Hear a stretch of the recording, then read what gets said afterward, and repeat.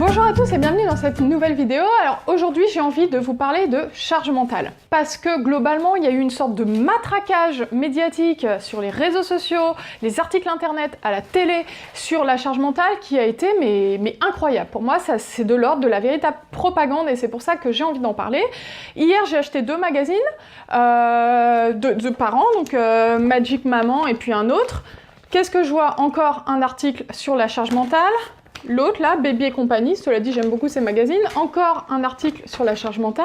Et globalement ces articles ont fleuri sur internet pendant des semaines, au point que, comme je vous ai dit, pour moi ça s'apparente à une véritable propagande. Regardez juste un petit peu. Donc la charge mentale, qu'est-ce que c'est? En fait, c'est le fait que les femmes gèrent le foyer, non seulement dans les tâches ménagères, mais qui sont de mieux en mieux réparties entre hommes et femmes, mais plutôt le fait qu'elles ont la charge de penser à toute la répartition des tâches. C'est-à-dire qu'elles doivent penser aux enfants, aux rendez-vous, aux courses, à l'organisation des repas, etc. Et en gros, cette charge mentale pèserait sur les femmes au point que ça les épuiserait complètement et que ça serait complètement inégalitaire avec les hommes qui, eux, se contenteraient d'attendre qu'on leur dise quoi faire. Et en fait, cette notion de charge mentale existe depuis plusieurs années. Ça a été mis en place, je crois, par des sociologues ou des psychologues, je ne sais plus exactement, il faudra faire vos recherches. Mais elle a été en gros remise sur le devant de la scène par Emma, qui est une jeune féministe ingénieure informaticienne et auteure d'une BD qui s'appelle Fallait demander, où en gros, elle a fait pas mal de dessins qui ont énormément plu sur les réseaux sociaux, qui mettent en avant la charge mentale, en fait, et le fait que les femmes se retrouvent finalement à gérer toute l'administration du foyer et à devoir toujours tout penser à tout le temps et demander aux hommes de faire telle ou telle tâche, mais finalement c'est toujours à elles de tout superviser et en soi ça serait épuisant et émotionnellement c'est un stress et ça serait pas normal que ça soit aux femmes de gérer tout ça. Donc globalement moi quand j'ai vu ces premiers articles je me suis dit ah oui c'est vrai, c'est quelque chose que j'avais pas remarqué, mais je me suis dit c'est vrai qu'effectivement parce que la charge mentale ils le disent, c'est surtout à l'arrivée des enfants qu'il y a une grosse différence. Et je me suis dit, c'est vrai que, par exemple, concernant ma fille, c'est un peu moi qui gère tout. Quand j'étais enceinte, c'est moi qui ai géré un peu tous les achats qu'il fallait faire. Vous savez, quand on a un bébé, il faut penser à tout ce qu'il faut acheter. Ensuite, la diversification, c'est moi qui me renseignais. Les petits pots, les purées, c'est souvent moi qui les faisais. Les rendez-vous médicaux, c'est moi qui les prends, etc., etc. Donc je me suis dit, ouais, c'est vrai en fait, elle a pas tort et c'est vrai que c'est un concept qui existe et c'est bien de le mettre en avant. Par contre, là où j'ai un problème, c'est quand il y a une multiplication d'articles comme ça d'un seul coup, où en gros, on se dit pourquoi d'un seul coup tous les magazines féminins se mettent à mettre ça en avant. Alors bon, ces BD ont apparemment été relayées plus de 200 000 fois sur les réseaux sociaux, donc ça explique peut-être ceci, mais là maintenant ça fait plusieurs mois que ça dure et je me dis mais est-ce que ça va pas un petit peu trop loin finalement? Et du coup je me suis dit que ça pouvait être intéressant de vous donner mon avis, puisque du coup j'y ai réfléchi, j'ai essayé de prendre un petit peu de recul sur la situation et pour le coup je pense avoir un avis assez différent de ce qu'on lit partout dans les magazines féminins, etc. Et rien que pour ça, je pense que c'est intéressant d'émettre une voix un petit peu différente de ce qu'on lit partout, quoi, parce que sinon ça s'appelle de la propagande stalinienne. Hein. Comme je vous l'ai dit, quand j'ai commencé à réfléchir sur le sujet, je me suis dit effectivement, dans les couples, à partir de l'arrivée d'un enfant, mais même avant, c'est souvent les femmes qui organisent la gestion du foyer, et c'est souvent les femmes qui ont la gestion des courses, de l'administration, de la supervision des tâches, c'est les femmes qui vont demander à leur mari de faire ci, de faire ça, qui vont organiser les rendez-vous médicaux des enfants, etc. etc. Et c'est vrai que j'ai constaté que c'était vrai, et je me suis dit, bah mince. Alors je vous rassure tout de suite, hein, mon conjoint participe énormément aux tâches ménagères. Sur son rôle de père, il joue un très, très grand rôle, un rôle de soutien énorme. C'est souvent lui qui se lève la nuit, alors que moi je travaille pas, donc je suis vraiment la grosse feignasse en plus dans l'histoire. Il gère ma fille le matin pour que je puisse dormir.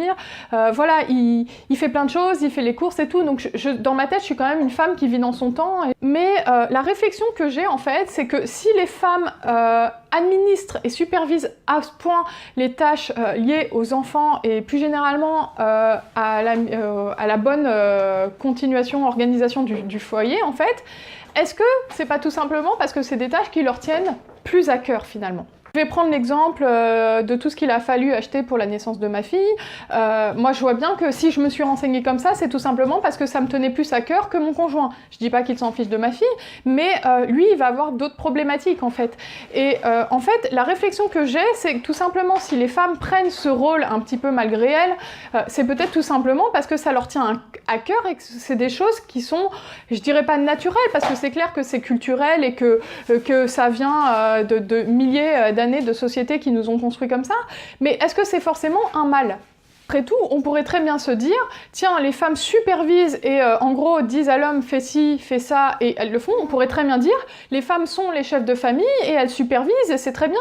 Je veux dire, si c'était l'inverse et si c'était les hommes qui avaient la charge du foyer en disant aux femmes fais ci, fais ça, je suis sûre que les féministes seraient capables de nous dire oui, mais c'est pas normal que ce soit aux hommes de tout superviser, pourquoi nous on n'a pas les idées, pourquoi nous... Enfin, en fait, parfois, j'ai l'impression qu'à force de vouloir une uniformisation des rôles et des fonctions dans les sexes, on veut gommer complètement les différences culturelles qui existent entre hommes et femmes en fait, et même les différences de mode de pensée. En fait, ce qui me gêne, c'est que là, c'est pas question de répartition des tâches et tout, puisque là, on vous dit bien que depuis les années 70, la répartition des tâches, même si elle n'est pas encore parfaite, est de plus en plus équilibrée entre hommes et femmes, même s'il y a encore, bien sûr, des efforts à faire. Là, on voudrait carrément effacer les différences de pensée entre hommes et femmes, en fait. En fait, on voudrait apprendre à l'homme à penser comme une femme, à avoir les mêmes préoccupations qu'une femme. Mais si les féministes elles viennent faire un tour sur YouTube, et notamment sur les chaînes maman, elles vont s'arracher les cheveux, hein, parce que quand on regarde les chaînes sur la maternité, sur forcément, hein, sur la parentalité, sur les bébés et tout, c'est globalement 90%, même 98% de femmes. J'ai vu qu'il y avait quand même une chaîne avec un père. Et voilà, c'est tout simplement que c'est des préoccupations qui sont majoritairement féminines.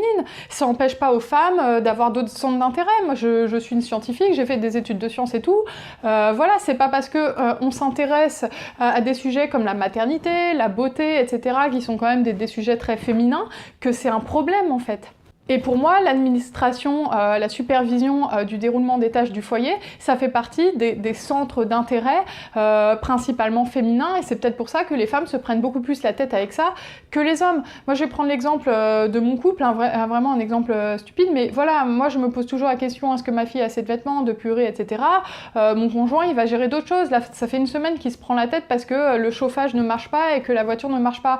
Bah, est-ce que je vais lui dire, est-ce que lui, il va me dire ouais, moi j'ai la charge mentale de la voiture qui a un clignotant orange depuis 3 jours et le chauffage, toi t'as pas la charge mentale. Je veux dire, il y a un moment, il faut arrêter de se renvoyer les problèmes comme ça et de toujours trouver des coupables pour tout. Pour moi, ça s'apparente à du man bashing. Ça fait des milliers d'années que les femmes ont pris le rôle de gardienne du foyer. C'est peut-être tout simplement que ce rôle leur tient à cœur et que c'est pas qu'elles aiment, mais que ça fait partie de leurs préoccupations, et les hommes en ont d'autres tout simplement. Et on pourra jamais complètement gommer ces différences. Enfin, je veux dire, on peut essayer tant qu'on veut, les féministes elles vont pouvoir s'acharner tant qu'elles veulent. Il y a un moment... un homme, ça pense un peu différemment d'une femme. Moi, mon conjoint, je vais jamais pouvoir l'intéresser comme un dingue à la diversification alimentaire. Il m'a fallu déjà 2 semaines pour lui faire comprendre la différence entre un body et un pyjama. Donc, je pense vraiment que dans notre société, la volonté comme ça de désexualiser à tout prix les rôles et les fonctions au sein d'un foyer est vraiment néfaste en fait. Et je trouve pas ça bien, parce qu'en fait, ce qui attire les hommes et femmes entre eux, c'est tout simplement leur différence, et vouloir gommer ça, je trouve pas ça forcément super sain. Mais le message aussi que je voulais véhiculer dans cette vidéo, c'est aussi qu'il faut pas croire, derrière tous ces messages et ces articles qu'on voit fleurir partout sur internet, il y a une volonté politique, il y a une idéologie qui souhaite se traduire en volonté politique. D'ailleurs, la jeune femme qui a fait cette BD, d'ailleurs, les dessins sont très drôles, hein, vous pouvez aller voir, ils sont très bien faits, je remets pas du tout en question son travail. Ce que je remets en question, c'est le traitement des médias, en fait, pas ce qu'elle en a fait elle. Mais quelques semaines, mois plus tard, elle a reproché dans un, je sais pas, dans un tweet ou un article ou quoi que ce soit, qu'il n'y ait pas eu d'action politique pour remettre en cause ce problème de charge mentale et pour essayer de décharger les femmes. Elle a reproché notamment qu'il n'y ait pas de proposition de loi, par exemple, sur l'allongement du congé paternité. ou de formation à l'égalité dès de la petite enfance. Et là, on arrive dans des trucs qui sont quand même plus de la théorie du genre. Et moi, je trouve que j'aime pas trop, en fait, quand on essaye d'inculquer des choses aux enfants comme ça dès le plus jeune âge. Pour moi, ça fait partie de l'éducation des parents. Et j'aime pas trop ces volontés politiques de s'immiscer dans ce qui se passe dans les foyers. Et en fait, il faut bien avoir conscience que ces idéologies féministes se transforment en politiques qui peuvent donner des conséquences qui vont faire que les femmes sont vraiment perdantes ensuite. Bon, cette histoire d'allongement du congé paternité, c'est vrai que le congé paternité n'est que de 11 jours, donc moi j'aurais rien contre qu'on l'allonge. Par contre, faut se rendre à l'évidence, c'est pas parce qu'on donne un congé paternité de 2 mois au père qu'il va se prendre la charge mentale des petits pots et de la diversification et des rendez-vous médicaux, etc. Ça a rien à voir. Je vais prendre mon exemple, là. Je vais vraiment parler de mon couple, même si je sais bien que je peux pas en faire des généralités, mais par exemple, moi, dans les premiers mois de ma fille, pour moi c'était hyper important d'assister aux rendez-vous médicaux avec le pédiatre. Pour moi, c'était vraiment hyper important. De toute façon, j'étais en congé maternité, donc je pouvais le faire. J'ai bien vu, par exemple, que mon conjoint, lui, s'il y assistait ou pas, enfin, voilà, il était content de pouvoir y assister, mais c'était pas non plus... voilà. Et pour moi, ça, c'est une différence entre hommes et femmes. Donc, on va pouvoir donner un congé paternité de 2 mois au père. Moi, j'ai rien contre, hein. Après tout, ça peut aider le père à aider la femme et tout. Après un accouchement, c'est difficile. Moi, mon conjoint, il a été là pendant 1 mois et demi. Est-ce que vous croyez que c'est pour autant qu'il se prend la charge mentale? Bah non, tout simplement parce que c'est pas ses préoccupations, c'est tout. Et on va pouvoir changer ça autant qu'on veut, ça ne changera rien. Les hommes et les femmes sont différents en fait dans leur mode de pensée. Ils ont des préoccupations différentes. Et c'est vrai que les femmes sont très axées sur les enfants, notamment les premières années, et c'est pas un mal en fait, c'est juste normal, c'est naturel. Dans les sociétés comme par exemple les sociétés de grands singes, de primates, c'est les femelles qui s'occupent des bébés et personne trouve ça anormal. On va pas les dire aux gorilles, vas-y, qu'est-ce que tu fous toi, va t'occuper des gosses. Bah c'est pareil. Alors attention, je suis pas en train de dire c'est les femmes qui s'occupent des bébés parce que c'est comme ça et pas les hommes. Moi je suis très contente que les hommes s'investissent de plus en plus dans notre société dans l'éducation, enfin pas dans l'éducation parce que ça ils le faisaient déjà avant, mais dans le soin des enfants, à la maternité, enfin à la naissance, etc., le changement des couches. Moi si mon conjoint il m'avait pas aidé, j'aurais pété un câble. Donc c'est pas du tout ce que je remets en compte. Par contre, on ne pourra jamais faire en sorte que les hommes s'intéressent autant à ce sujet que les femmes. Pour moi, c'est complètement illusoire de vouloir ça. Et surtout, le problème, c'est qu'à force d'avoir de telles idéologies qui se transforment en volonté politique, les femmes sont parfois perdantes. Je vais vous prendre l'exemple du congé parental. Très récemment, le congé parental a été diminué au profit des pères. C'est-à-dire que le gouvernement a choisi de mener une politique qui ferait en sorte que les pères aient plus tendance à prendre leur congé parental. Et pour ça, ils ont fait en sorte que les femmes aient un maximum, je crois que c'est à partir du 2e enfant, de 24 mois de congé parental, homme ou femme, et la 3e année, c'est à l'homme de le prendre, ou inversement, c'est-à-dire que c'est l'homme qui peut prendre 24 mois, et s'il y a une 3e année, c'est à la femme. Et en fait, je trouve ça un peu problématique, parce que autant proposer à l'homme de pouvoir prendre le congé parental, c'est pas du tout embêtant. Par contre, diminuer celui de la femme pour dire bah si tu veux prendre plus, bah ça sera forcément l'homme, je trouve ça vraiment très dommage. Pourquoi? Parce que la plupart du temps, c'est les femmes qui ont envie de prendre un congé parental. Et en fait, on les empêche de le faire. Et si l'homme, il a pas envie de le prendre, bah la femme, elle est perdante parce qu'elle peut pas le prendre quand même. Alors je sais que les féministes vont dire oui, mais c'est parce que les femmes, elles ont des moins bons salaires et c'est pour ça qu'elles prennent le congé parental et c'est pour éviter l'inégalité entre hommes et femmes sur le marché de l'emploi, etc.